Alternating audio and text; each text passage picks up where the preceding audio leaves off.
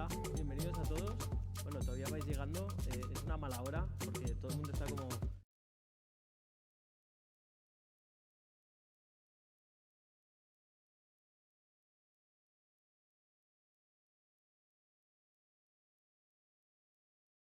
Yo estoy moderando, sobre todo tengo que agradecer a Lighting the Woods in the Studio y también a la plataforma, a Poblenou Urban District por hacer todo esto posible y también a Design Hub por dejarnos este sitio tan grande y tan inconmensurable que esperamos llenar. Esperamos que a las 6 empiece a llegar un poquito más de gente. Lo hemos titulado Frontera Artificial, Inteligencia Artificial, Arte y Creatividad, y de alguna manera siempre todas estas Urban Talks van todas vehiculizadas o centralizadas a través de un nexo común. La otra vez hubo 3 charlas que fueron alrededor de la creatividad en su más amplio formato y tocando muchos temas, el tema editorial, la comunicación, el arte contemporáneo y también el tema de la Web3. Hoy hemos querido, obviamente, es imposible no hablar de inteligencia artificial estos días, ¿no? Si yo os quería lanzar una pregunta a los que ya estáis aquí, antes de empezar, antes de poneros una pequeña presentación de introducción, lo que os quería decir es, ¿cuántos de vosotros habéis entrado en contacto con una inteligencia artificial alguna vez? ¿Tan pocos? ¿En serio? No puede ser. No, seguro que muchos más, ¿no? Porque una inteligencia artificial, Axel luego nos ilustrará más, pero claro, pueden ser muy pasivas y llevan entre nosotros mucho más tiempo del que nosotros creemos, ¿no? De alguna manera, ya sea en una aplicación, ya sea aplicaciones desde Globo, desde otro tipo de cosas, usan inteligencia artificial, ¿no? Y ahora veremos, no sé si me podéis poner, ahí está. He preparado una pequeña presentación para ponernos todos un poco en contexto, ¿vale? Y generar ciertas preguntas de entrada como para reflexionar un poco y que después de la presentación de Domestic y después de la mesa redonda que tendremos, para ver si nos llevamos alguna respuesta o salimos con más preguntas, ¿no? Básicamente, esta es mi primera pregunta, ¿no? O sea, y es una pregunta que yo me hago constantemente. Y no sé si alguien, así como a voz a las bravas, me puede contestar. ¿Creéis que existe hoy el futuro?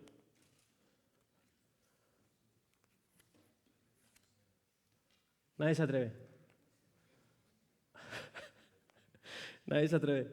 ¿No? Porque cuando hablamos de inteligencia artificial, esto viene un poco porque la relacionamos siempre con el futuro, ¿no? La relacionábamos con el futuro en Blade Runner, la relacionábamos con el futuro cuando vino Siri, ¿no? Cuando llegó Siri a nuestras vidas en el iPhone, y de alguna manera siempre la relacionamos con eso, ¿no? Y la conversación siempre va enfocada a eso, pero de alguna manera, como algunos sabréis, o si no sabéis, yo os introduzco un poco, hay un concepto muy arraigado en nuestros tiempos sociológicamente hablando, que es la desfuturización, ¿vale?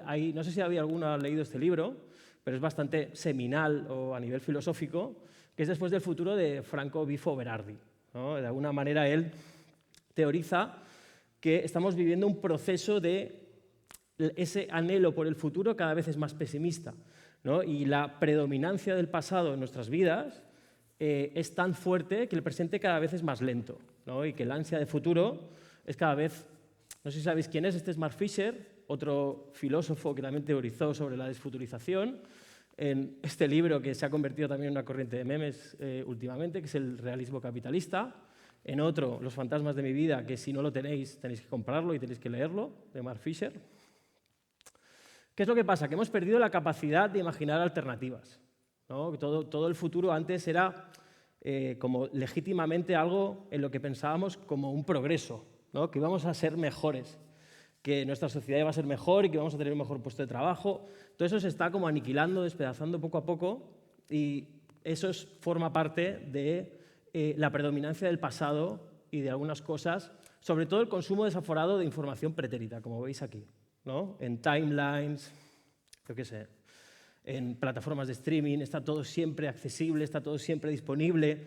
De alguna manera vivimos consultando información del pasado constantemente, ¿no? Y eso ha ido ganando, como si fuera un fantasma, peso en nuestras vidas. ¿A quién le suena esto? ¿No? Esto es algo que todos cometemos cada día, ¿no? Digo cometemos como si fuera un crimen, casi. ¿Qué es lo que pasa? Que arrastramos un disco duro con nosotros en la espalda que de alguna manera es todo lo vivido, ¿no? Todo lo que hemos vivido y lo que viven otras personas lo arrastramos sin poder olvidarlo, ¿no? Somos incapaces de olvidar. Y eso es algo que en Internet está muy presente. En Internet nada muere, todo perdura. Entonces, si no podemos olvidar el pasado, estamos condenados a repetirlo. Entonces, el futuro como que se desvanece entre nosotros, ¿no? Aquello de lo otro, la otredad, ¿no? Aquella alternativa que siempre ha estado delante de nosotros, se puede o se está desvaneciendo. ¿No observáis cierta homogeneidad creativa en todo lo que hacéis? ¿Que todo el mundo hace lo mismo? ¿No creéis? Podéis decir sí o no, ¿eh? Pero no me digáis sí por darme la razón, ¿eh? ¿Ves? Yo el otro día hice la prueba y dije, me voy a escuchar todas las listas de Spotify que vayan de R&B, las que hacen ellos, Spotify. Y dije, tío, todo es lo mismo, todo lo que escucho es exactamente igual. Digo, es que hay un 1% de gente que hace cosas realmente innovadoras, ¿no? Y no quiero sonar como abuelo cebolleta, pero realmente es un tema que es un problema, la homogeneidad creativa. ¿Quién ha sido el causante de todo esto? ¿Quién creéis que es el culpable? Tiene mucho que ver con Axel. Pues los datos. Sabéis que estos titulares están un poco anticuados, pero ya son bastante relevantes, ¿no? Que solo en 5 años se hayan generado el 90% de los datos que tenemos en el mundo disponibles. Bueno, o sea, es una barbaridad absoluta. No sé, han pasado 2020 y pico años antes, ¿no? Es como una barbaridad absoluta de registro de datos continuo, ¿no? Entonces, esto es un poco la chispa, de alguna manera, bueno, la Big Data. Estos son memes bastante antiguos, pero están guays aún. Digamos que sin datos no habría inteligencia artificial, y aquí ya me podrá decir también el fundador de Domestic Data Streamers si me estoy equivocando, pero creo que sin ellos no habría inteligencia artificial, pero inteligencia artificial ya había antes, ya había autómatas antes, ¿no? Aquí es donde está el tema de Ramon Llull en el siglo XIII y su Ars Magna, no sé si habéis oído hablar, pero era un autómata mecánico destinado a ofrecer operaciones lógicas o resultados lógicos para refutar o validar teorías suyas de la fe cristiana. Entonces, ya de alguna manera se habían hecho ya llevamos mucho tiempo con esta idea del asistente o del aprendizaje no supervisado. Esto también seguro que alguno lo ha visto. ¿Cómo se llamaba este asistente de Microsoft? No me acuerdo. Pero bueno, todos, el clip de Microsoft todos lo hemos tenido alguna vez ahí dando la lata. Siri, Alexa, el de Google no sé cómo se llama, si tiene un nombre, pero bueno, están súper familiarizados con nosotros. ¿Qué es lo que ha pasado últimamente en el terreno de la inteligencia artificial? Bueno, hemos empezado a ver, eso es yo creo lo primero que de alguna forma tuvo la erupción popular fue DALL-E. Yo creo que es cuando todo empezó a brotar como un volcán, una magma de inteligencia artificial. Y empezamos a ver fotos de este tipo que parecían Francis Bacon, ¿no? O sea, yo siempre decía, hostia, esto parece un cuadro de Francis Bacon. Y yo ahí notaba un paralelismo que me parecía bastante singular. Ha pasado ChatGPT. ¿Cuántos usáis ChatGPT de aquí? Más que los que me habéis contestado si alguna vez habéis entrado en contacto con una inteligencia artificial. Tengo que decir. También hay ChatGPT, por si no lo sabíais. Y también los grandes intelectuales de nuestro tiempo han hecho una carta diciendo que por favor paremos esto. Por favor, ponedle a la hemorragia un tapón. Y ya sabéis que en Italia lo han prohibido y en España estamos en vistas de, o se está reflexionando sobre poder, de alguna forma, prohibirlo. ¿Qué ha pasado? Que el futuro hay cosas que están como amenazadas, ¿no? Ya no sea el diseño, ya sea otro tipo de cosas, el futuro de la programación. Hay alguien que se le ha ocurrido meter en ChatGPT años y años de un diario suyo que tenía escrito para que le predizca el futuro. Esto está pasando. Está pasando también que hay ya jóvenes de la generación Z que piden consejo para conversar con otros iguales. Está pasando que Grimes, todos conocéis a Grimes, o muchos conoceréis a Grimes, la artista, que siempre ha sido muy cibernética de alguna manera y siempre muy acoplada a la tecnología, ha creado su propia inteligencia artificial para que la gente pueda usar su voz para crear canciones suyas, ¿no? Y generar royalties, etcétera, etcétera. Una cosa que ya hizo Holly Herdon, pero que de alguna manera ella lo está como perfeccionando.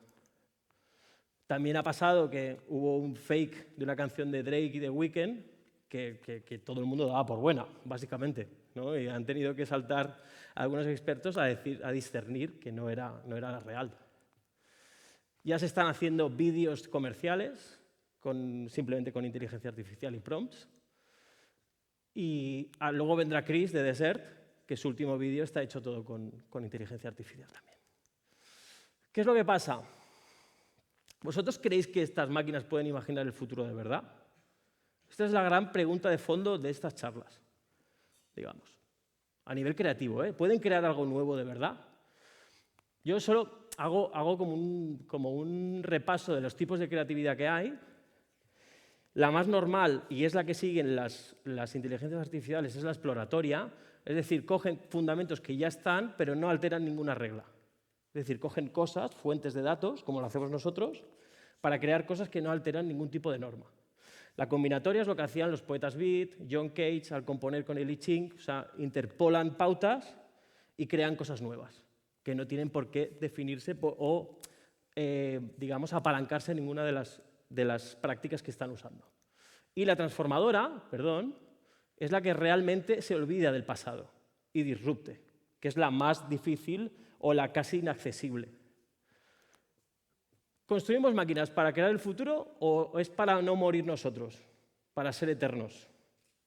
Esta es otra de las preguntas subyacentes que yo me hago y que estaría guay que os llevarais a casa, ¿no? Oye, ¿esto es para realmente que me enseñe el futuro o para que yo no muera nunca como especie?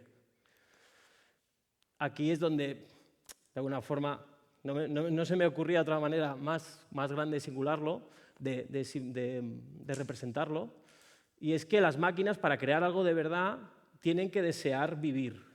Y cuando no haya esa conciencia, va a ser muy difícil que alguien cree algo nuevo. ¿Por qué? Porque la creatividad viene del instinto de supervivencia. Es el fin, digamos, el núcleo ulterior de la creatividad. Así como yo lo veo. Y ya está. Muchas gracias. Vamos a empezar con los Domestic Data Streamers, que son un colectivo... No sé si llamarlo colectivo, entidad, empresa no.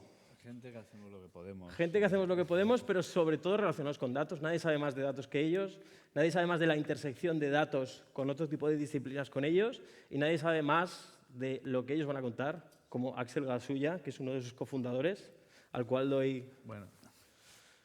pie. Yo estaré molestándole un poco también. A ver, nadie sabe más, seguro que es mentira. Seguro que mucha gente sabe muchas cosas. Bueno, muchas gracias por invitarnos. Y teníamos que venir Marta y yo, pero Marta no ha podido venir. Y voy a agradecer a las autoridades, para mí, que es mi padre, que ha venido a verme. Y para mí es lo más importante, ¿no? Es una autoridad de verdad, para mí, ¿no? Yo soy Axel, yo soy cofundador de Domestic Data Streamers, conjuntamente con otras personas que vienen de disciplinas distintas. Yo soy psicólogo, bueno, estudié psicología y me dieron un título que ponía que yo tenía algo que ver con eso, y trabajo con disciplinas, gente que viene del diseño, la ingeniería, las matemáticas, el periodismo, las artes visuales, o sea, una conjunción de disciplinas en las que poco a poco hemos ido creando un ecosistema, digamos, de espacios de descubrimiento de esta intersección entre lo que es los datos y la vida en la que estamos hoy todos juntos, ¿no? Estos proyectos son 5. Uno es el Estudios Domestic Data Streamers, que es lo que nos da de comer, básicamente.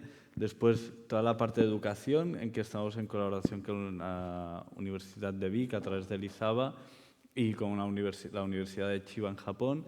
Tenemos la residencia de arte, en la cual invitamos a artistas a conjugar con nuestras disciplinas para romper estos límites, para que nos hagan preguntas. Después una spin-off, que es 16 Times, que estamos explorando la contaminación en los espacios interiores, porque hemos visto que es de 2 a 5 veces más que en el exterior. Nos hemos dado cuenta que hay que comunicar esto. Y por último, el programa Synthetic Memories, que es en el que estamos investigando los límites de la inteligencia artificial, ¿no? Y entonces, vamos a hablar de estos 2 proyectos y vamos a hablar de estos dos proyectos después de haber estado 10 años trabajando con instituciones como estas, en las que en unas hemos centrado nuestro desarrollo en espacios como esta casa, en el Museo del Diseño, en el límite de lo cultural, es decir, hemos podido entender nuestra relación con los datos en los espacios culturales porque ahí es donde puedes innovar. Tenemos después otro grupo de colaboradores que son las empresas, las que llamamos de advocacy, que son las que nos explican y nos proponen los retos de cómo hacemos que la sociedad entienda este problema y cómo buscamos nuevos mecanismos para explicar los retos a los que hacemos frente. Y por último, las empresas tecnológicas que tienen un lío de un par de cojones para contar lo que hacen. ¿Por qué? Porque lo hacen y, como veremos, pues después no saben contar. Y entonces nosotros supuestamente les ayudamos a explicarlo. Voy a explicar en 3 bloques lo que hemos hecho en Domestic hasta ahora, en estos 10 años, bloques de 1000 días, en los que nos hemos hecho preguntas, a través de los proyectos hemos dado respuesta, y cómo este conocimiento nos sirve para entender cómo vemos hoy la inteligencia artificial y cuál es nuestra forma de abordar los retos que hay e incluso de jugar con ella y de también escalofriarnos conjuntamente con toda la sociedad de los límites que es capaz de cruzar, ¿no?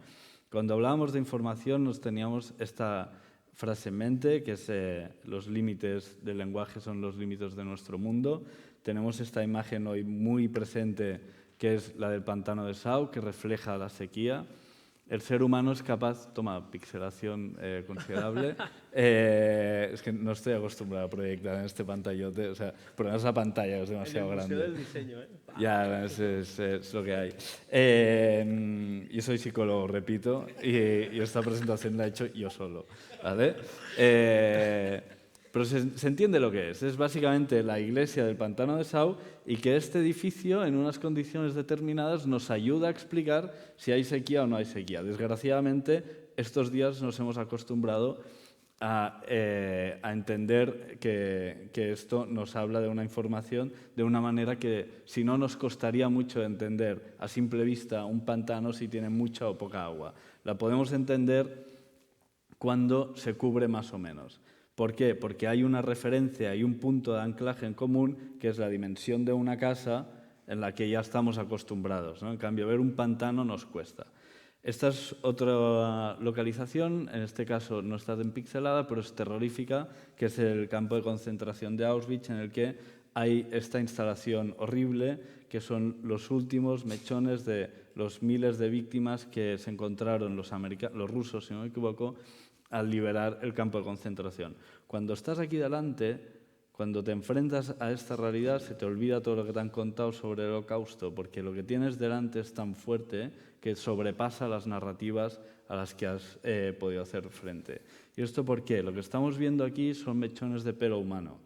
Nuestro cerebro, nuestra capacidad cognitiva está preparada para atender a todos los detalles que tienen relación con la fisonomía humana. Cuando vemos todas estas cosas, nuestra atención se activa y nuestra capacidad de empatizar con algo que intuimos que ha tenido que ver con un rostro, con una personalidad, con una identidad que hemos podido amar, que hemos podido querer o sufrir por ella, ahí se despiertan sensibilidades que antes no se hubiesen despertado. Esta es otra instalación, por así decirlo, que vieron Pau y Dani, 2 de mis socios en Venice Beach, en California, en el que 2 personas sin techo preguntaban sobre cuál era la religión que cuidaba más de la gente sin techo, ¿no? Y entonces, en lugar de pedir limosna, lo que estaban proponiendo era que la gente expresara su identidad. Y aquí vemos 3 ideas. Una, la de contar una historia, un dato a través de algo que ya conocíamos previamente, lo de la iglesia. Después, entender que nuestro cerebro está preparado para entender una información, principalmente si tiene que ver con elementos relacionados con el cuerpo humano, con las fisionomías con las que somos capaces de entender. Y por último, que cuando interpelamos a la identidad, la gente interactúa de una forma que no lo haría de otra manera, ¿no? O sea, una cosa es pedir limosna y la otra cosa es ofrecerte la opción de decir lo que piensas. Entonces, veremos que estos son conceptos de los cuales la tecnología ha hecho uso o abuso para conseguir llegar hasta donde está hoy, ¿no? Esta es nuestra primera instalación. Seguro que algunos de vosotros que veo caras conocidas sabéis que hemos hecho. Saúl, te puedes dormir 10 minutos, te despierto cuando acabemos. La hicimos en el Museo del Diseño y lo que hicimos fue estar ahí en el Museo del Diseño, en la Plaza de las Tres Xemeneies, en el Paral·lel, y lo que hicimos fue estar durante 24 horas haciendo preguntas de distinta índole en distintas ediciones, porque la hacíamos para nuestro cumpleaños en medio de la calle. Preguntamos, por ejemplo, una escala de optimismo o pesimismo y el nivel adquisitivo a través del número de ventanas o grifos que la gente tenía en su casa. Lo interesante de esto, más allá de la fortuna de que, por suerte, los pobres podemos seguir siendo optimistas según nuestro estudio, es que al día siguiente de lo que nos dimos cuenta es que cuando vino una niña con su familia y les dijo: mamá, este círculo soy yo. Cuando vimos esto, nuestra obra ya no era nuestra, alguien se la había apropiado. ¿Por qué? Porque esta persona vio absolutamente en el proceso en el que a través de sus respuestas se creaba un dato, se figuraba, se representaba y lo podía comprender. Comprender un gráfico es difícil, pero si lo haces a través de un proceso que un niño puede entender, nos permite que la gente se lo haga suyo, ¿no? Y eso es un reto que tenemos cuando hay miles y miles de datos y cada vez cuesta más de entender. Y aquí decimos, vale, es a través de la ciencia y la tecnología que podemos delimitar las posibilidades que tenemos delante. Con el diseño las vamos a conjugar para pensar en las soluciones y es a través del arte que empezaremos a plantear cuáles son las preguntas que debemos hacernos en este contexto, ¿no? Fruto de esta reflexión empezamos a pensar cómo podíamos romper entre los límites del raw data, la información y el conocimiento, y generamos este proyecto en esta casa en el que teníamos esta base de datos que hacíamos una pregunta tan simple como ¿cuántos años tienes, hasta qué edad quieres vivir o a qué edad te quieres morir? Y el género, ¿no? Esta pregunta, esto es una base de datos que es imposible de analizar, de concluir, ¿no? Necesitamos mecanismos para convertirla en información comprensible, ¿no? Un gráfico en el que vemos claramente como la generación de los 27, igual marcados por gente como Amy Winehouse, o sea, tenía, bueno, pues si la palmo mañana no pasa nada, lo voy a dar todo, pero después vemos como los niños tenían una esperanza de vivir toda la vida, se van haciendo mayores y hay un realismo y después, bueno, si vas viviendo un poquito más, pues qué día pasa ñampeny. El diseño históricamente ha tendido a complicar las capas de información y nuestra propuesta en este caso era radicalmente lo contrario. No vamos a complicar, sino vamos a hacer una instalación a través de la cual de la creación de un artefacto artístico generamos lo que le podemos llamar nosotros, que son las infoexperiencias. Esta instalación la hicimos en esta casa, en la sala, que era Lifeline, ¿no? Y esta instalación consiste en 2 gráficos en los que se representan los datos que habíais visto, que era sobre cuántos años tienes, bueno, si es hombre o mujer, está a izquierda a derecha, cuántos años tienes y hasta qué edad quieres vivir. Cuando no teníamos ningún dato, estaba el globo blanco. Cuando alguien respondía, quitábamos el blanco y poníamos el negro. Cuando 2 personas coincidían en la misma intersección, como si fuese un diraflota, subíamos el globo negro, ¿no? Ahí empezamos a entender y a comprender cuál era la relación entre las personas y la información cuando rompíamos varias reglas. La primera era pasar de una lectura individual a una lectura colectiva, pasar del monólogo al diálogo, y todo esto a través de la manipulación del contexto. El contexto es lo que veremos que es una constante necesaria para cuestionarnos nuestra diferencia entre la inteligencia artificial y nosotros. Nuestra capacidad de analizar el contexto parece ser a día de hoy única. Y esto es algo que vamos a ir repitiendo durante varios momentos en esta charla. Repito, es importante que nos quedamos la idea de el ser humano, para entender los datos, la información, aquello que no comprende, es importante introducirlo a algo previamente conocido. Entonces, mi pregunta es, seguro que algunos de vosotros, cuando habéis estado en contacto con ChatGPT, lo primero que habéis pensado es, pero ¿cómo lo busca esto en Google? No es un buscador. O sea, vuestro cerebro se va automáticamente a lo último más parecido con lo que habéis estado en contacto. ChatGPT no es un buscador, no tiene nada que ver con un buscador. Es un sistema que ofrece respuesta aleatoria, respuesta estadística y probable a un input, ¿no? Y ahí vemos que empiezan a haber varios patrones de nuestra capacidad de comprender qué es la inteligencia artificial, basados en las constantes antropológicas del ser humano con las que hace frente a aquello desconocido, ¿no? Después nos centramos en ver y detectar las formas humanas. El lenguaje a través del texto hoy es una forma humana. Nos hemos acostumbrado a hablar entre nosotros a través de chats, entonces humanizamos una conversación. Y por último, la interpelación identitaria, una conversación profunda sobre nosotros, la consideramos atractiva, nos gusta. Incluso se le ha preguntado a la inteligencia artificial si Cataluña debería ser independiente. A los catalanes, seamos o no independentistas, nos pone que hable de nosotros. O sea, nos gusta que nos interpela aquello que nos mueve. Entonces, 3 años más tarde, empezamos a plantearnos qué es la infoexperiencia y cómo podemos utilizar el debate polarizado para hacer más atractiva la información. Aquí, primero de todo, cito a Kahneman, que es un psicólogo, premio Nobel de Economía, al quien le admiro y le odio al mismo tiempo por su capacidad de haber dedicado tanto tiempo a entender nuestra relación con la información basándose en las dificultades que tenemos para entenderla, pero no dedicar tiempo a decir, bueno, pero ¿qué podemos hacer para comprenderla, ¿no? Kahneman defiende que pensamos mucho más de lo que verdaderamente pensamos, y es que el cerebro racional sabemos que lo tenemos, pero lo utilizamos tendencia a cero. O sea, pensar gasta mucha energía. Cualquier ser vivo tiende a gastar la mínima energía posible por si hay una amenaza. Pensar lo reservamos para cuando hay amenaza. Decidir qué hamburguesa de vicio elijo no es pensar, es seguir la intuición. Entonces, ahí lo único que estamos haciendo es almacenar energía que aún no está siendo gastada. El 99%, como a todos los datos, como decía Frankie, nace en un entorno digital. Vicio sabe qué hamburguesas consumimos. Todos los datos que se están recogiendo a través de nuestras plataformas, todo lo que se está grabando ahora se está digitalizando, y cuando pones data en Google, lo que sale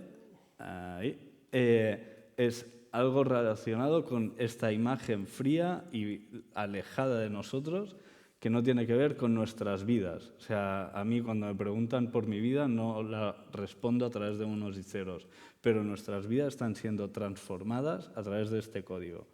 Todo el mundo está hablando de Big Data, estuvo hablando de Big Data en su momento, y nosotros una de las conclusiones a las que llegamos en esta era, en este momento, en esos 3 años, era que desde la literatura, el arte, el cine o los hechos más importantes de la historia no habían pasado a la historia por lo que habían sido, sino por cómo habían sido contados.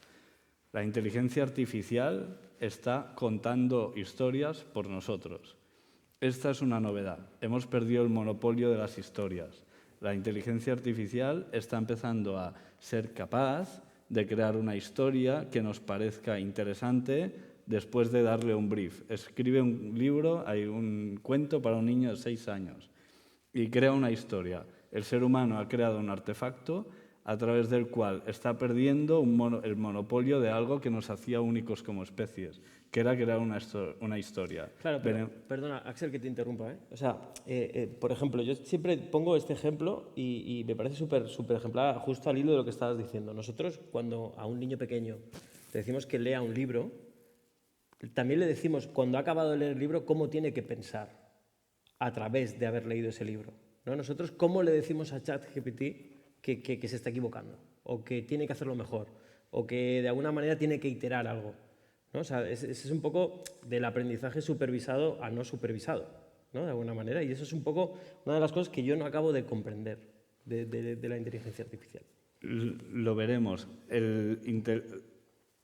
Ahora mismo, cuando tú hablas con la inteligencia artificial, cuando abres el chat, tú no le estás enseñando. O sea, puedes seguir la conversación, pero el modelo de aprendizaje en ese momento no es real time.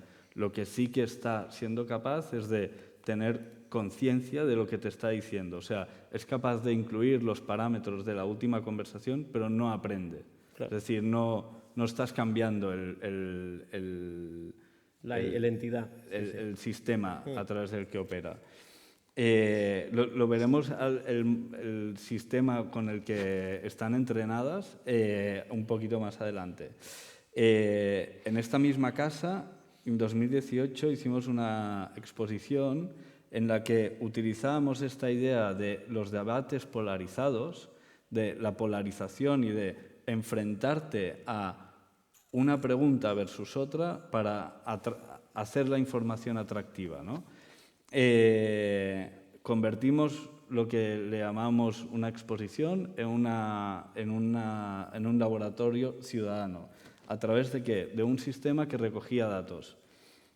Cuando entraban los usuarios, se les daba un NFT y respondían su perfil y después respondían a una serie de 15 preguntas sobre el rol que debería tener el diseño. El diseño ahí ya estaba empezando a tener un rol disruptivo en las tecnologías emergentes. Fruto de esto nos empezamos a preguntar, ¿debemos automatizarlo todo? Y poníamos el ejemplo de esta máquina que existe, es una máquina creada por Samsung que está entre la frontera de Corea del Sur y Corea del Norte, que decide autónomamente si un target debe ser abatido o no. O sea, es esta máquina. Entonces, nosotros lo que hicimos fue recrearla y crear una instalación a través de la cual, esto es nosotros recreando un arma automática, esto es bastante divertido. Y lo jodido es que no funcionaba, porque si funcionase y la pones aquí, wow.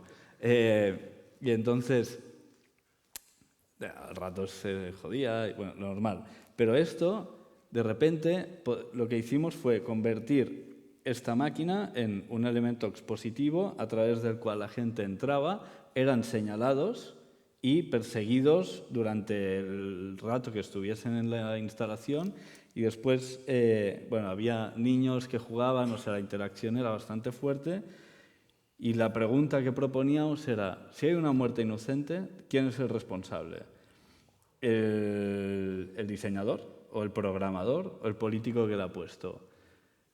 Aquí en 2018 ya nos dimos cuenta de que, no, en 2018 sí, de que la sociedad no responsabiliza a los diseñadores, a los programadores, a la gente que hace artefactos de su mal uso.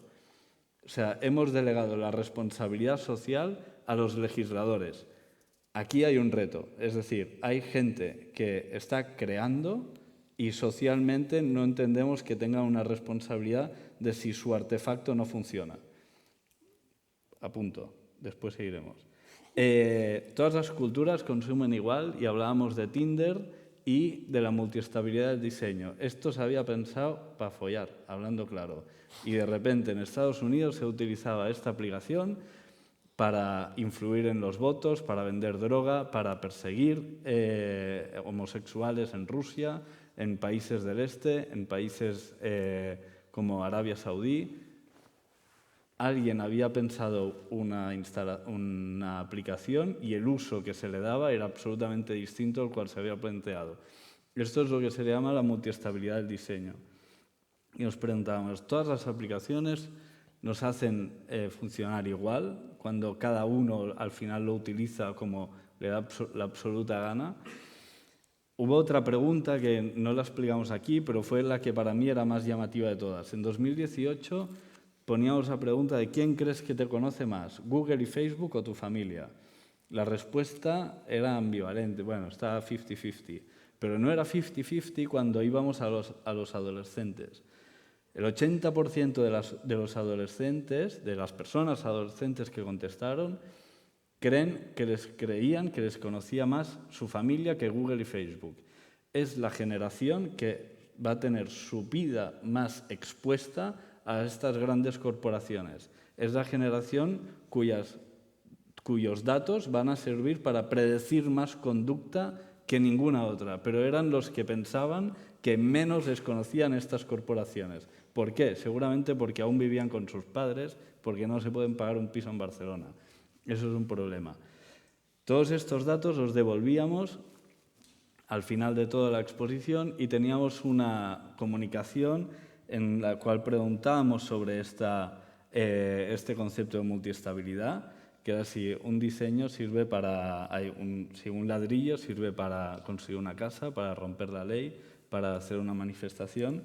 Y siguiendo esta idea de la multiestabilidad, nos dimos cuenta de la altura política a la que estaba esta ciudad cuando Ciudadanos decía que Ada Colau estaba incitando a la violencia. Y digo, hostia, no habéis entendido nada.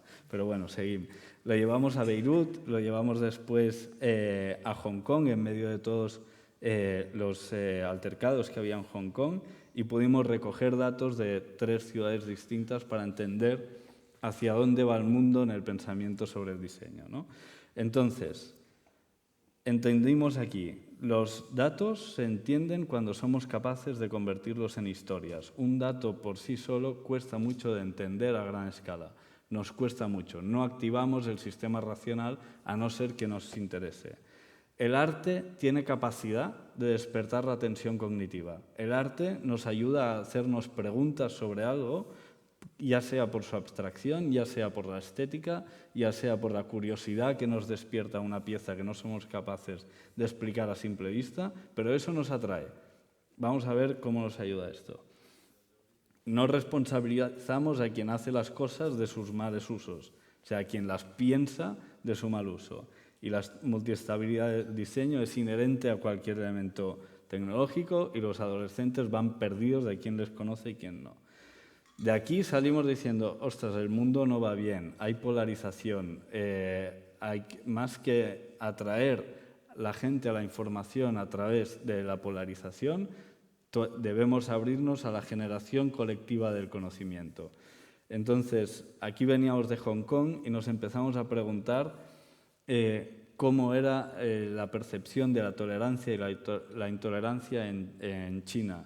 François Julien es un filósofo que se dedica a comparar el pensamiento oriental con el occidental y tiene esta frase que me encanta, que si el agua está limpia se puede jugar. Ahí puedes entender lo que está pasando. Si de lo contrario está sucia hay que retirarse y hacerse tolerar. En cuanto a la información, hoy el agua está sucia. Genera intolerancia, no vemos el fondo, no sabemos lo que hay y a la vista está que la intolerancia a través de los últimos 30 años ha ido creciendo, al menos en Estados Unidos. Esto es un gráfico que explica claramente cómo en distintos momentos entre republicanos y demócratas han tenido más o menos ganas de pegarse de hostias. Al final se han pegado de hostias, lo hemos visto todos en el Capitolio y veremos por qué. Frente a esto, lo que hicimos fue intentar ver cómo podíamos generar espacios expositivos de generación colectiva del conocimiento. Esto fue un encargo de la Generalitat en el que se nos pidió hacer una exposición sobre el feminismo. Una exposición sobre el feminismo es complicado. Una exposición sobre la necesidad del feminismo visualizando el machismo, nos sentíamos más cómodos. Empezamos a visualizar, a trabajar la idea del pecado original, las frases a las que estamos acostumbrados a ver cómo se disponen para relegar a la mujer en situaciones determinadas. Seguíamos con esta idea de la sala de espera para llegar a la igualdad salarial. La igualdad salarial se estima que en España va a llegar en el 2077 y en el mundo está prevista por el 2277. Hablábamos de la igualdad en un espacio de sala de espera de o nos esperamos aquí o hacemos algo. Hacemos algo es partir del machismo para empezar a crear acciones y relatos que de una forma sutil, cuando desmantelábamos cada uno de estas hojas que constituían la palabra machismo, ofrecíamos a las personas que asistían datos sobre hechos que podían desmontar discursos evidentemente sexistas, como las denuncias de las mujeres son falsas. Bueno, pues mira, según el Ministerio de Interior, solo 0,0083% de las denuncias sobre violencia de género se pueden demostrar que lo sean, ¿no? Entonces, de una forma u otra, estábamos empoderando a través de datos, que es lo que genera discursos reales, ¿no? Después conseguimos hitos, y aquí va el meollo y el cambio de torno. Había esta pieza al final de todo en el que invitábamos a la gente a través de un QR, responder sobre la pregunta de alguna vivencia machista que hubiesen vivido. Estaban todas las respuestas clasificadas según edad y se iban imprimiendo cada una de estas historias en cascada, creando como esta cascada de vivencias horribles, muchas de ellas, que no vamos a compartir aquí porque estaban compartidas en el entorno de una exposición. Y lo que hicimos fue plantearnos cómo podíamos convertir toda esta información en un conocimiento de forma contenida, ¿no? Y empezamos a entender dónde pasaban estas localizaciones, dónde ocurrían, o sea, qué era en la casa, en la calle, quién eran las personas que actuaban. Por aquí, por ejemplo, ¿no? Ponía hombres, amigos, niños, padres. Había una historia, o sea, me ocurrió esto y hasta que no llegué a mi casa y se lo conté a mi padre no me sentí tranquila, ¿no? O sea, los datos tienen esta realidad, tienen estos sesgos.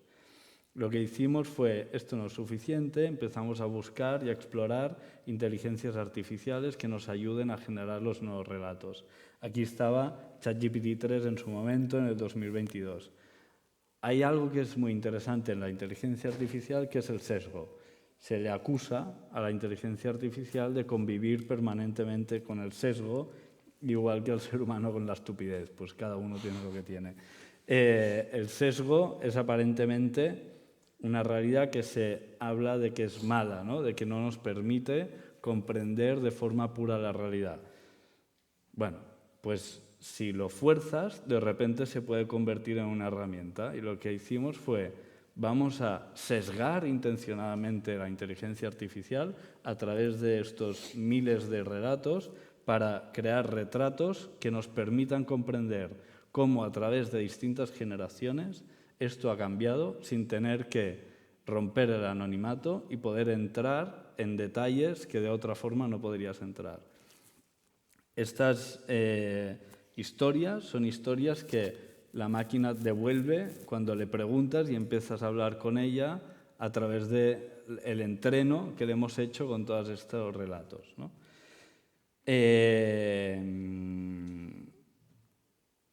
Poco después empezamos a plantearnos cómo podíamos visualizar violencias emergentes. Y en otra exposición, que esta la explico muy resumidamente, hablamos de las violencias que hoy en día sustituyen lo que era la violencia fáctica anteriormente.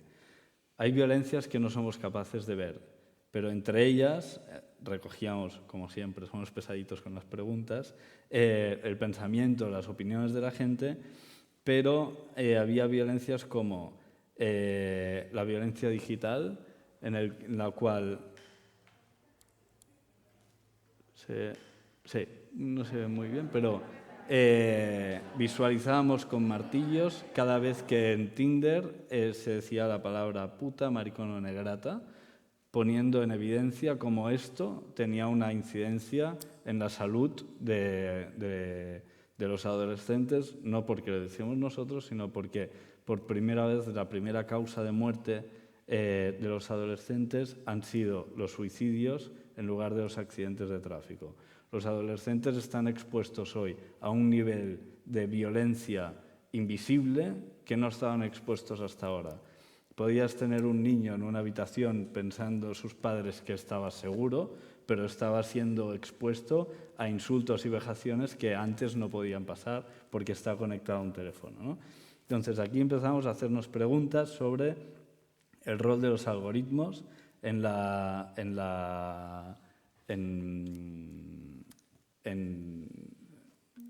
el rol de los algoritmos en los espacios públicos, cuando, por ejemplo, en aeropuertos se establece, por ejemplo, criterios de si una persona puede acceder o no a un avión según la probabilidad que tiene de volver a comprar el billete.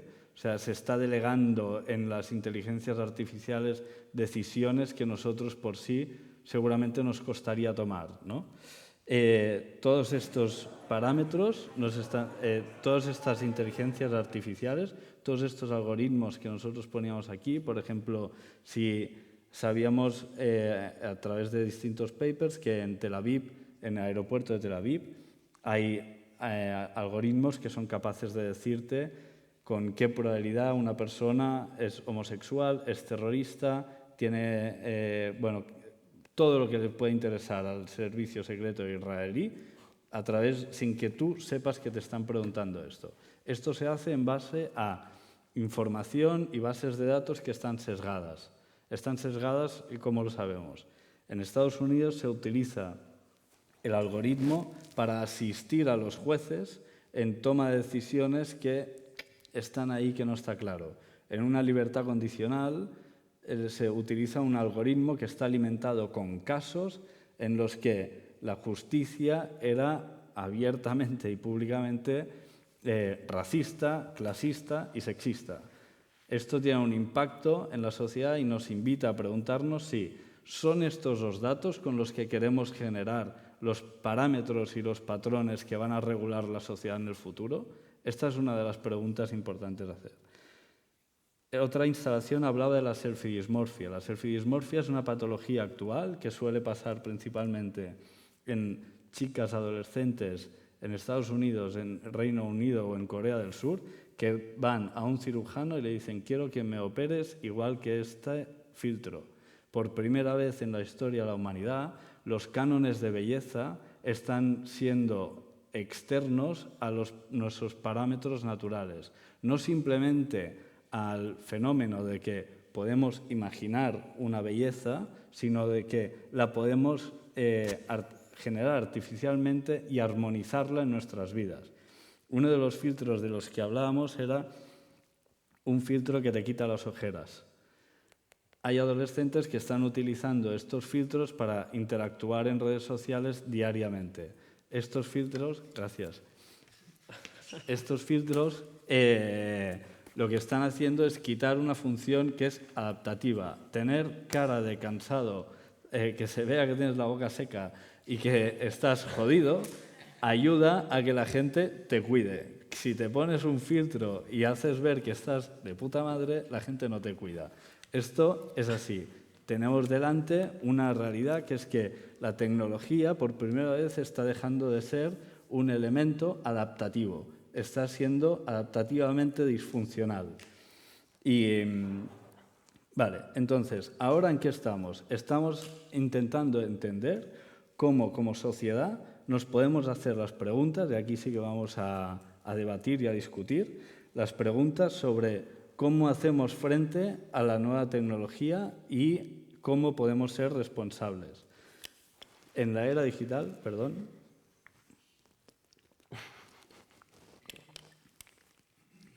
hemos llegado a la era digital. ¿Cómo? Pues desde hace 2 millones de años que estamos haciendo lo mismo. Inventar algo para tener menos riesgo, para trabajar menos y para estar expuestos a menos peligros. Pensar un arco con una flecha hacía que para matar nuestra presa no tuviésemos que estar combatiendo cuerpo a cuerpo. La probabilidad de supervivencia de la especie era mucho más alta. La innovación es una constante antropológica, no ha cambiado. La imbecilidad tampoco. Y esto es importante que lo sepamos. Innovamos muchas veces sin que sea necesario. Y esto lo habéis visto todo acá, los filtros, ¿no? Pero, ¿qué ha pasado? Ha habido innovación durante muchos años y algo que ha pasado es que ahora la inteligencia artificial nos ha llamado la atención. Nos ha llamado la atención, ¿por qué? Porque se habla de ella y porque es accesible, pero sobre todo porque lleva muchos años trabajándose. La inteligencia artificial se lleva trabajando, o sea, como decía Frankie, es un sueño humano, el hecho de imaginar un artefacto que no sea humano, que se comporte igual que nosotros. Pero, ¿cómo nos ha impactado más? ¿Cuándo hemos oído hablar más de la inteligencia artificial? Pues cuando Deep Blue ganó a Kasparov, cuando Watson ganó el juego de Jeopardy a un ser humano, y cuando se consiguió que una máquina ganara al Go. ¿Y esto por qué ha sido posible? Porque hemos sido capaces de multiplicar, pues no sé, yo que sé cuántos millones es esto, nuestra capacidad de computación. Lo que estamos haciendo no es inteligencia, es computar a una gran velocidad todos los datos que somos capaces de almacenar, recoger, ordenar para poderlos sintetizar y predecir el comportamiento. Algo que nos ha llamado la atención fue, vamos a ver cuál es el interés de las tecnologías emergentes en Google. ¿Qué ha pasado? Pues vemos como, bueno, Bitcoin, hace años que se habla de esto y ha tenido varios picos. Los NFTs han tenido una disrupción. El metaverso es una cagada de Mark Zuckerberg. O sea, se equivocó. Le estaban bajando las acciones y se tiró el pisto para algo que no estaba preparado. Mi intuición es que llegará, pero no estaban los parámetros adecuados a nivel tecnológico y humano para que sepamos interactuar con esto. Lo primero que nos ha preocupado es la pasta, el Bitcoin. Pues la gente ha ido a saber cómo interactuar con esto. Pero la inteligencia artificial marca una tendencia que seguramente generará una ola en la cual no hay vuelta atrás. ¿Cómo funciona? Hay varios tipos de inteligencias artificiales. Las primeras son las que son concretas y estrechas, es decir, que la inteligencia artificial es muy buena consiguiendo ganar a alguien al ajedrez. ¿Por qué? Porque hay una gran capacidad de cálculo de parámetros muy concretos. En eso la máquina ya supera al hombre. En las inteligencias generales el ser humano aún es mejor. ¿Por qué? Porque analizamos el contexto. Nuestra capacidad de comprender y empatizar con la información cuando analizamos el contexto es gigante, pero en cuanto el contexto sea parametrizable, hablaremos de las superinteligencias artificiales. Allá estaré en Futurs. Entonces, ¿todo esto cómo pasa? Pues con los modelos de los que se está hablando que van a ser las siguientes revoluciones de la inteligencia artificial. Resumidamente, estamos con el machine learning, que es la inteligencia artificial concreta, específica. Ahora estamos hablando de las generalistas, con las que le hablas a ChatGPT y te responde, y llegará la superinteligencia artificial, que es cuando sea capaz de entender el contexto y tenga conciencia. Se cree que esto es el futuro. Pero ¿qué está pasando? Hay un hype de tecnologías. La inteligencia artificial por sí sola no va a ningún sitio. Va acompañada de todas estas cosas, y hay cosas que no tengo ni idea ni qué son.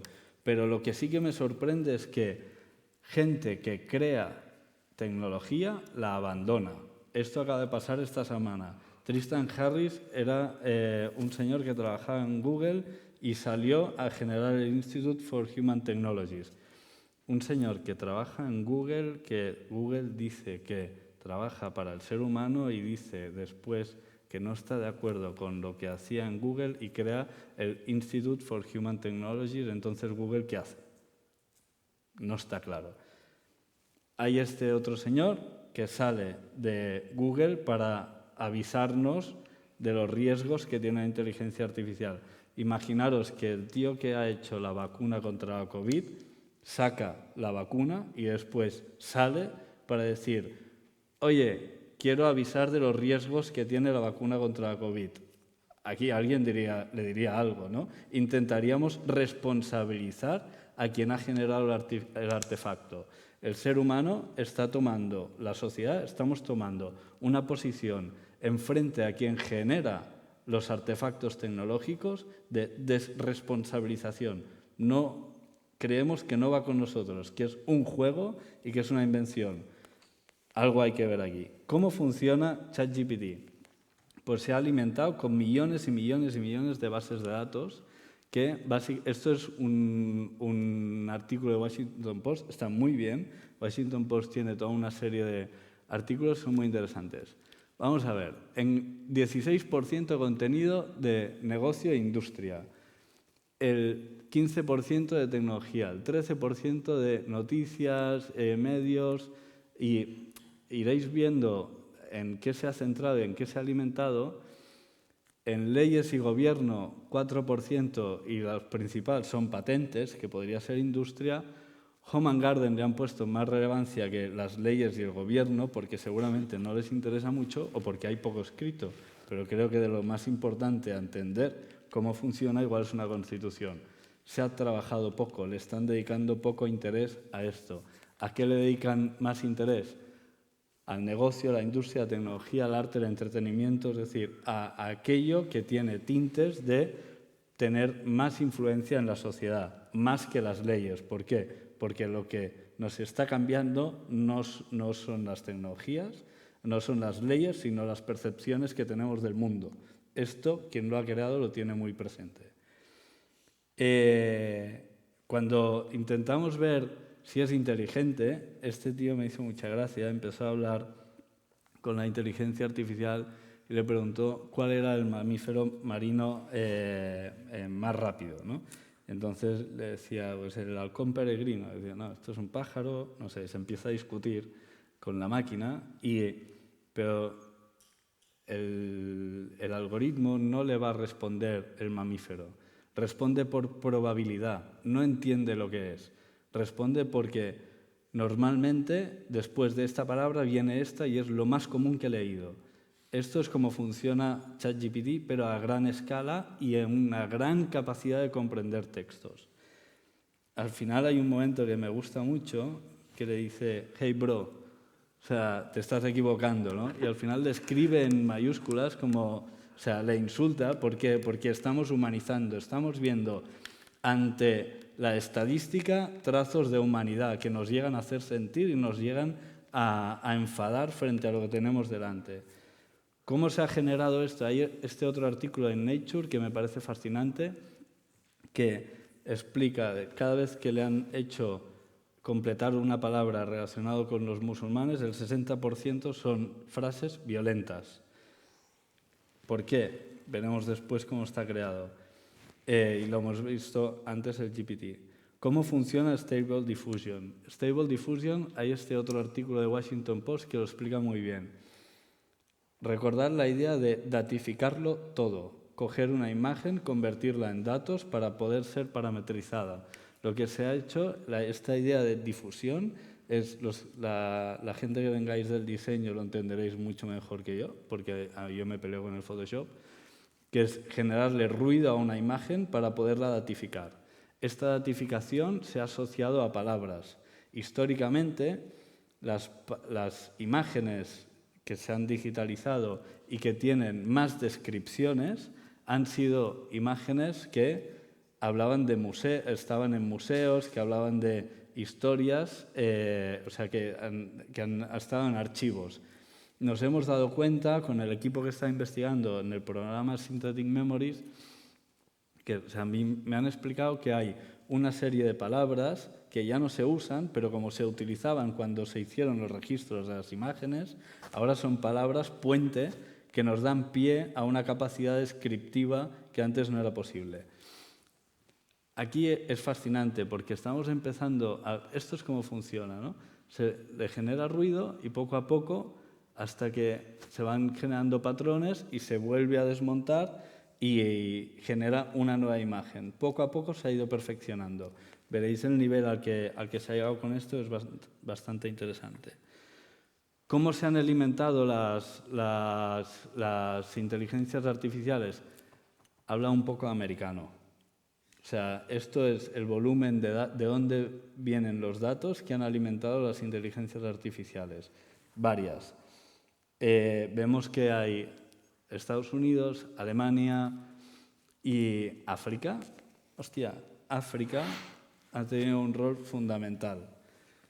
se ponen noticias de que se les ha pagado 2 euros la hora a ciudadanos de Kenia para entrenar la inteligencia artificial, y entonces aquí vemos varios sesgos culturales que son interesantes. El contenido es americano o robado por americanos de otros sitios, es alemán, o sea, pero el sesgo, el parámetro con el que se ha aplicado la cultura en decir esta imagen es esto está bien, esto no está bien, son ciudadanos de Kenia. Es decir, hay, por suerte o por desgracia, un rasgo africano en esta idea de una máquina globalizadora del pensamiento. Es desastroso en algunos aspectos, que es cuando le pides cómo es una persona exótica, va a este imaginario y a este resultado. ¿Por qué? Porque es con lo que se le ha alimentado. Cuando se le ha preguntado cómo es un terrorista, te pone este contenido o cómo es una persona ilegal. Todo esto nos hace pensar en que es momento de empezar a hablar de un nuevo contrato social. Hay demasiados cambios, hay demasiadas cosas que nos están empezando a vislumbrar, cambios que hay cosas que seguramente no serán como antes. El ilusionismo sigue siendo una constante antropológica. Esto lo hacemos desde toda la vida, intentar engañar a alguien. La inteligencia artificial es un artificio que nos parece inteligente, pero es estadístico. Hay cosas que nos están llamando la atención. Se hacen test para ver si acertamos lo que es artificial o no. Hay cosas como esta startup que es de Valencia, que conocemos muy bien la gente que la llevan, que tienen un software que a tiempo real te cambia la voz.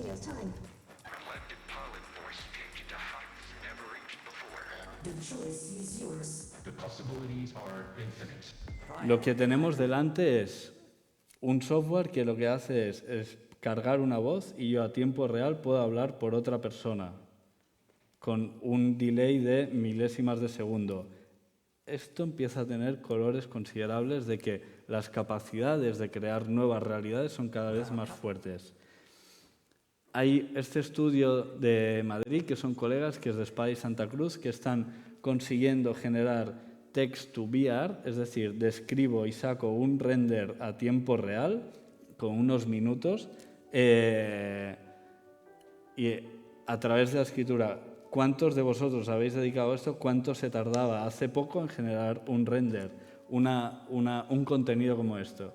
Esto va muy rápido, está cambiando muchas cosas.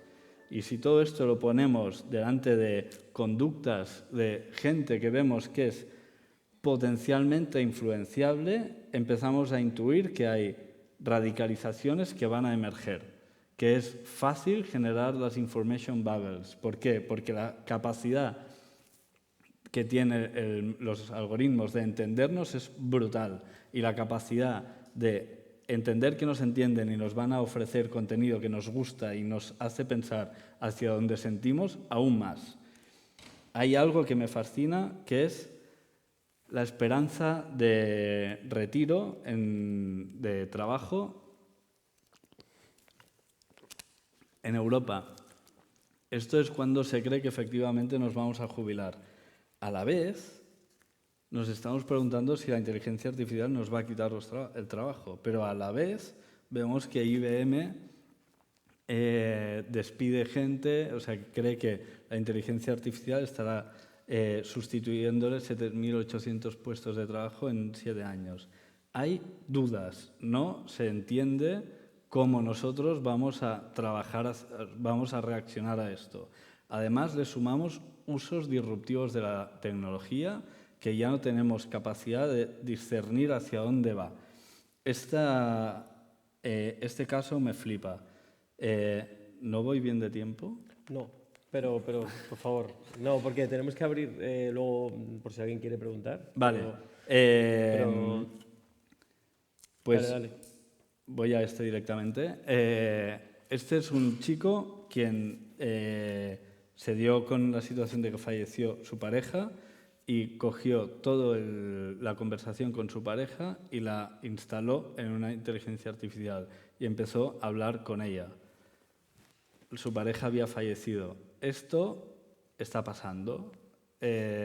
Cuando vieron que esto ocurría, le cortaron el experimento, ¿no? Nos recuerda a Her, nos recuerda la capacidad o la posibilidad de enamorarnos de un avatar.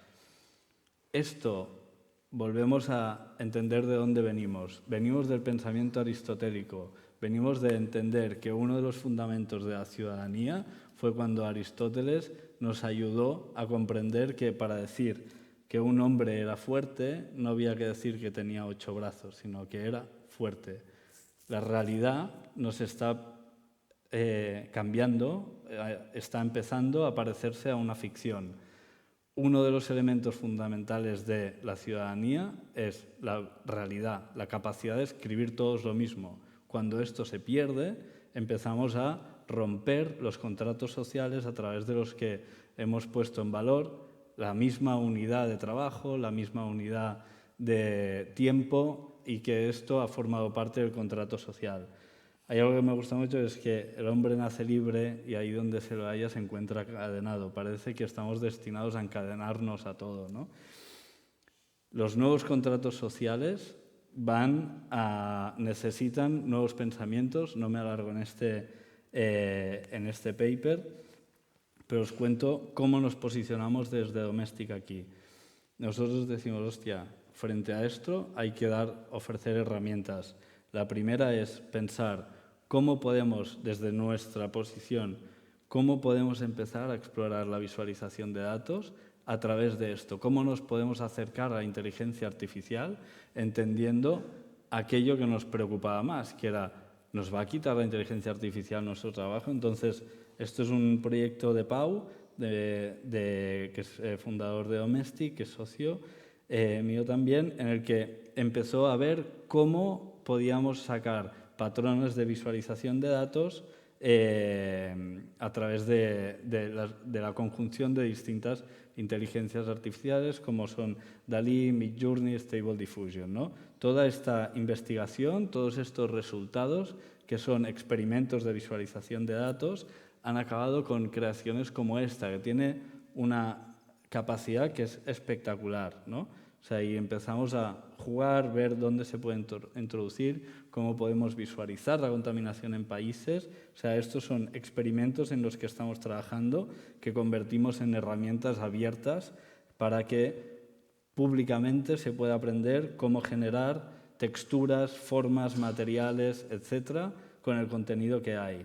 Esto es en lo que estamos. Después estamos experimentando con nuestro propio proceso. Hemos cargado una inteligencia artificial con los briefs y los resultados de nuestros procesos creativos, que son nuestros proyectos, para ver cómo podemos entender de qué forma la inteligencia artificial respondería o nos sustituiría a nosotros. Este es otro proyecto que es Soundframes, en el cual queremos hacer accesible el speech to text to image, que es un sistema a través del cual con 97 idiomas distintos le das una instrucción visual y te genera la imagen. Ahora veréis por qué vamos hacia aquí. Después estamos, me lo salto, y vamos directamente al proyecto en el que estamos llevando esta tecnología a los márgenes. Queremos entender cómo se puede introducir para crear nuevos relatos, nuevas experiencias, y lo que estamos haciendo es reconstruir memorias con gente mayor que no han podido fotografiar en un momento dado para ver qué ocurre, qué potencial tiene, ¿no? Esta es la historia de Joan, ¿no? Que nos hablaba de que cuando era pequeño se escapó con su padre, paró la Guardia Civil y como la importancia del modelo del coche era relevante, ¿no? Después Juan Nicolás y Abelín Gasulla, que no es Gasulla, nos hablaban de relatos que en ver esto conseguían una conexión con un recuerdo que de otra forma no podían conseguir, ¿no? Veis que estas imágenes se intuye un perro, pero no lo es. No hay un perro. Hay algo que nos evoca, pero es que los recuerdos tienen algo parecido a esta nitidez. Los recuerdos no son nítidos. Y estamos viendo que se puede conseguir una conexión con nuestra estabilidad cerebral a través de estas herramientas. Esta es la historia de María, que su padre fue preso en Montjuïc y era doctor y lo podía ir a ver cada tarde a la cárcel de Montjuïc. Le pusimos la bata porque decía que su padre siempre llevaba la bata. Después con su madre alquilaron un piso en la Modelo y podía ver para verle en la celda que daba a la calle. Todo esto nos dio paso a descubrir lo que es el proyecto Minerva, en el que estamos con pacientes con Alzheimer, reconstruyendo y facilitando lo que se llama la terapia reminiscencia. La terapia reminiscencia es una terapia a través de la cual, reconstruyendo recuerdos, se consigue una activación neuronal que permite que los pacientes que están en el middle stage de una demencia tengan herramientas para reconocer el entorno de forma más rápida. Es complicado de explicar, pero no nos vamos a meter ahora en neurología. Esto lo estamos haciendo a través de comprobar cuál es su estado de demencia con este test, que es el MoCA, el Montreal Cognitive Assessment, juntamente con el Hospital de Terrassa, con Maite Garolera, que es neuropsicóloga, y estamos descubriendo que la estimulación de los relatos de forma visual les genera una actividad cerebral que cuando se desorientan, cuando están perdidos, y el terapeuta se acerca a ellos y les enseña esta imagen, tiene más capacidad de volver a reconectar con qué día es, qué persona tiene delante, etc. La enfermedad sigue su curso, pero tenemos herramientas para paliar sus consecuencias, ¿no?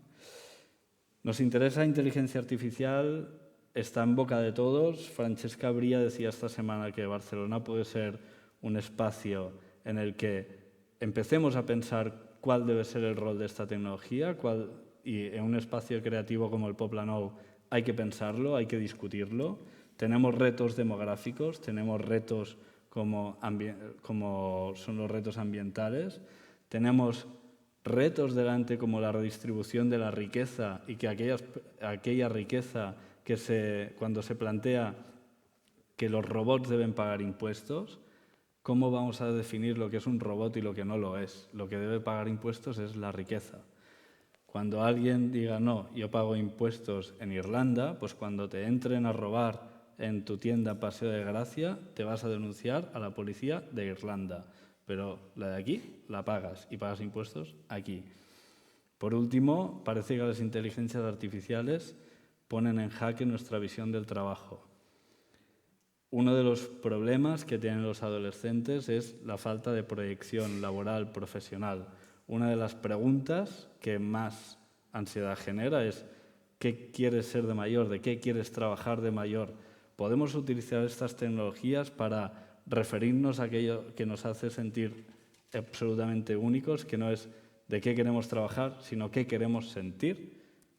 Y no me enrollo más. Muchas gracias. Ahora habla Frankie.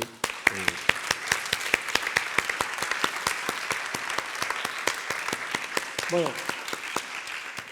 todavía hemos conseguido que no se vaya nadie, ¿eh? Yo creo, bueno, no sé si alguien se me ha escapado, pero no sé si alguien quiere preguntar algo a Axel, sobre todo. Es el momento de cualquier duda, cualquier cuestión que haya podido surgir en esta hora y cuarto y 20 que llevamos de Urban Talks.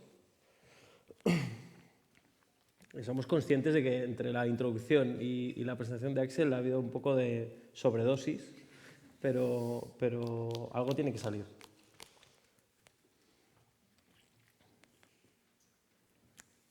Ahí creo que hay una mano. Espera, que viene el micro, justo. Sí. Espera que no et veig.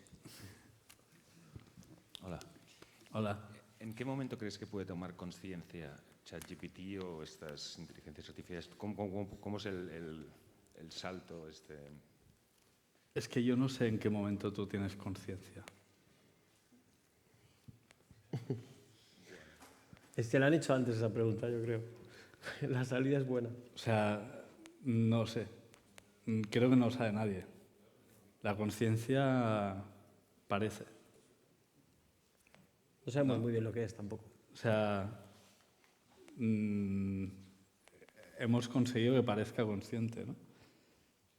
Hay mucha gente que también lo parece. Bueno, parece que es una acción-reacción hasta ahora, ¿no? Tú preguntas algo, él te responde, ¿no? Pero se está hablando de un discurso apocalíptico en el que parece que nos va a destruir. ¿Sabes? Entonces creo que ahí hay un momento en el que o sea, no se parece, o dicen, ¿no?, que va a llegar ese momento, os lo están diciendo la gente que está más metida en la inteligencia artificial, ¿no? Más Hawkins lo decía también, no sé. Parece que va a llegar ese momento, ¿no? Sí. O ya lo es. No sé. Yo tengo curiosidad, no sé si interés, pero... Sí, hay como una frontera, ¿no? De que sabemos que esto va a llegar en algún momento. ¿Sí? ¿No va a llegar?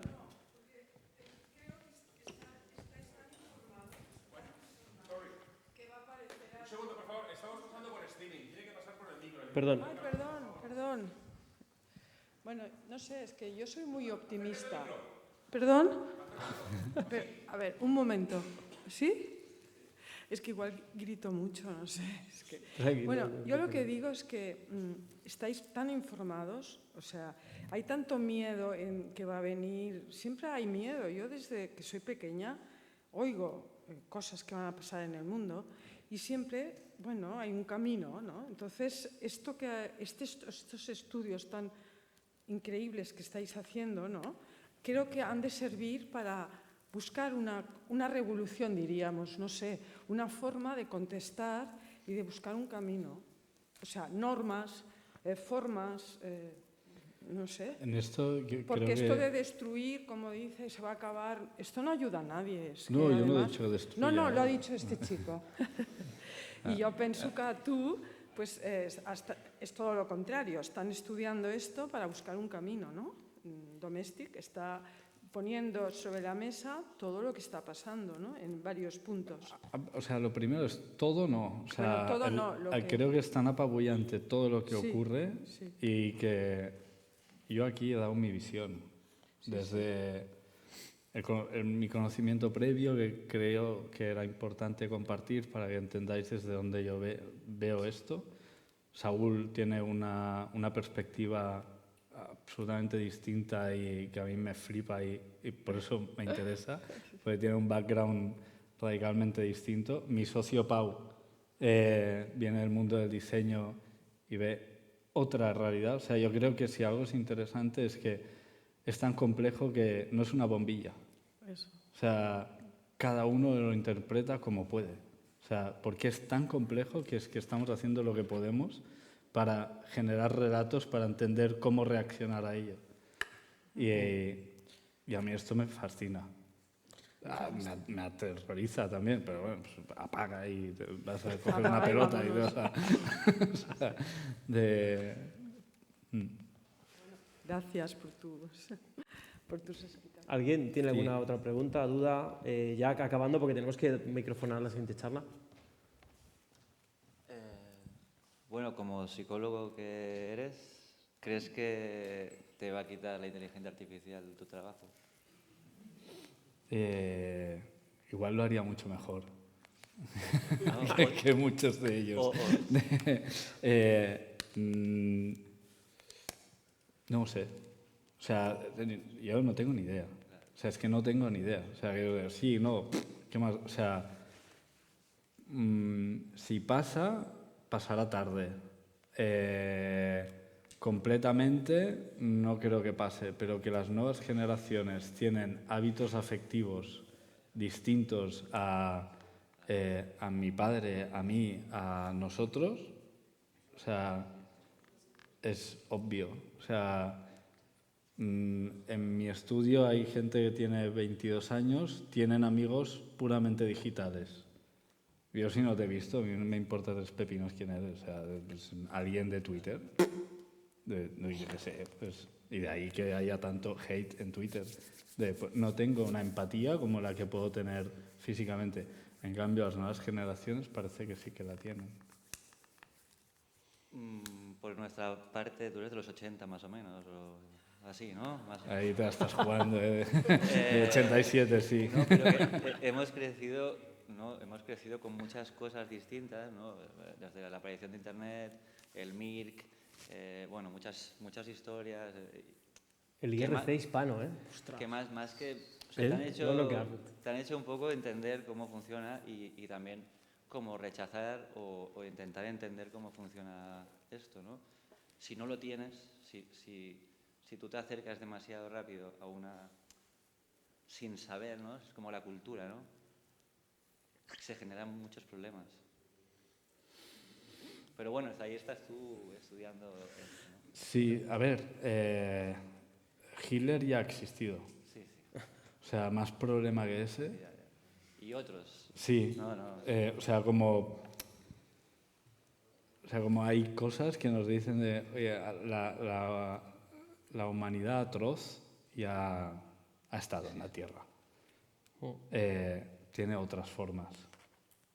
Y esto es lo que es interesante, ver cuáles son y ver cómo nos podemos plantear formas de regularlo y abordarlo y entender que normalmente la humanidad, cuando ha desarrollado una tecnología, lo primero que ha hecho es tirársela por la cabeza al vecino. O sea, entonces, puede que esto pase, no sé. Bueno, muchas gracias. Súper interesante. Oye, una pregunta de cierre muy pequeña. Oye, porque hemos dicho, vale, esto es una persona exótica, esto es un lápiz, esto es un pájaro, pero un cleptómano, por ejemplo, ¿cómo sabe la inteligencia artificial quién es un cleptómano? Lo sabe. ¿Lo sabe? Lo calcula. ¿Qué rostro tiene? Lo infiere por las imágenes que tiene. ¿De cleptómanos? Porque se habrá cargado imágenes De cleptómanos. Sí, o sea, pues en el registro policial, tranquilo que la policía lo tiene. Y asociarlo al delito, o sea, solo falta que se crucen los datos y que realmente la cleptomanía pueda ser asociada a un rasgos patrón, faciales. Sí. a un Pero patrón igual no, estético. Bueno, gracias. Vamos a microfonar la siguiente charla.